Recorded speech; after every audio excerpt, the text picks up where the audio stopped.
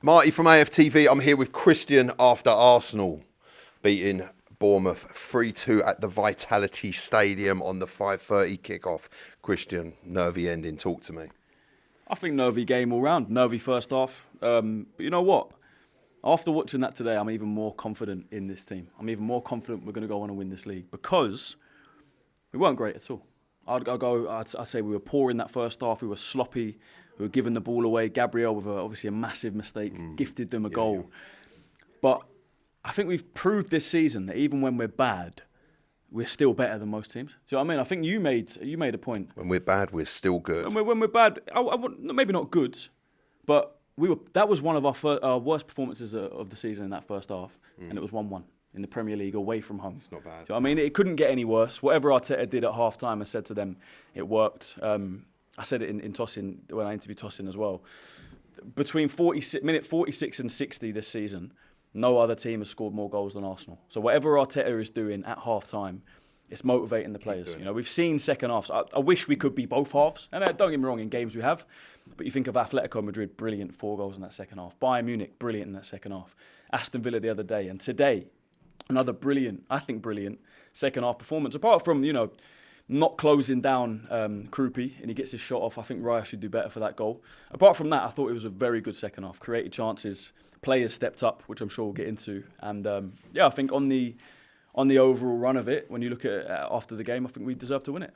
So as you say, it's a game of 2 halves, and obviously night and day between the first half and the second half, and some standout performances in the second half. Let's go into those. Talk to me about the match-winning performances that we had there today in the second half. Yeah, I think 2 players in particular deserve credit for me. It was Martin Odegaard, who I think has been consistently good since he's come back into this team. I think he was good even before the injuries this season. You think of Olympiacos at home, we won 2-0. I thought he was the best player on the pitch. A few other good performances, but obviously shoulder injuries, then a knee injury kind of hurt him this season. But I think after he's come back from that knee injury, every single game he's played, he's been very good. I think Brighton, he was brilliant, man of the match for me. Villa, he was man of the match for me again. Not man of the match today, but very close to it. But I thought the other guy that stepped up, obviously, in that second half with 2 goals, was Declan Rice. And this is a guy, last week he was out injured. Man of the match? Yeah, man of the match 100%. He had a knee injury, missed the Villa game, comes back in today. Maybe first half not on it, although I don't think he was bad at all, but second half stepped up. 2 great finishes. I thought he grew into the game. I say this a lot about Rice. It's like he gains more energy as the game goes on. I think they had a nickname for him. They called him the horse. And it doesn't surprise me at all. The guy just gallops across the pitch, gains more energy as the game goes on, and scored 2 brilliant finishes today. I say brilliant finishes. Maybe the second one you expect him to score, but that first one, the assist from Odegaard, if you watch it back, he doesn't even lift his head up. Just knows Rice is there, gets the shout from Rice, puts it, lovely weight of pass, and Rice, puts it into the bottom corner. So those 2 for me stepped up. I think the subs as well, being able to start Madueke, Gyökeres, and Gabriel Martinelli, and at 60 minutes you change them. You bring on Saka, Gabriel Jesus, and Trossard. I know we've spoken about squad depth, but that just absolutely, it's ridiculous. It's mad. And then you could bring on a player like Marino, who's an international player who can also do a job. I thought he was good, kept the ball well when he came on.